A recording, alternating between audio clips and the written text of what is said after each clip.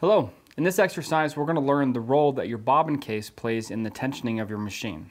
So in this exercise, the first thing we need to do is to get your bobbin case out of your machine. And we're going to tighten it far beyond what it should be, just for this exercise. So take your screwdriver and tighten the larger of the two screws. And do 3 or 4 turns. Really get it really tight. The point where it just hangs in the air, even if you wiggle it or whatever, it just hangs near like a pendulum. Now put it back in your machine. And now we're going to go ahead and tighten up or loosen up the top tension. So go ahead and turn these knobs to the left, about 3 or 4 turns each. Now I want you to go ahead and move the machine over and sew on it so that we can see the impact that has on your thread. Okay, now we can see here on this example that I'm showing you that the bobbin case thread, or the bobbin thread, has pulled to the bottom very tightly.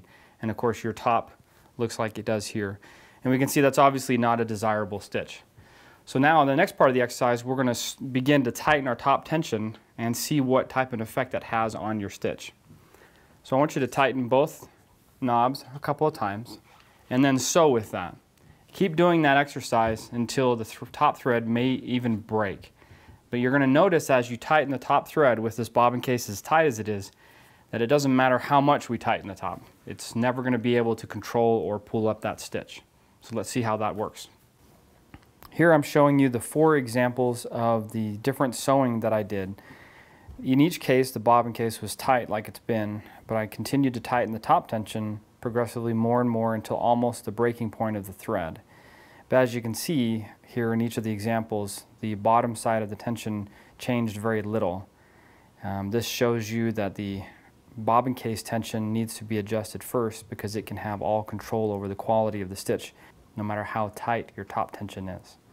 Okay, now you can see how much of an impact that bobbin case has on your tension and how important it is to have good bobbin case tension and much looser than a lot of people like to have. So in order to set that correctly, let's come back over and loosen your bobbin case. Now if you don't have a tension gauge, you can still gauge a pretty good tension. And what you want to be able to do is when you pull your thread up off the out of the bobbin case, you want it to stand your bobbin case up, but not be able to actually lift the bobbin case out of your hand. If you do have a toe tension gauge, then go ahead and set it to the correct number. With your top tension gauges, or with your top tension devices, you want to tighten these so that they're flush on the ends with the shafts, the threaded shafts that they're around. Then sew on that and gauge adjustments accordingly.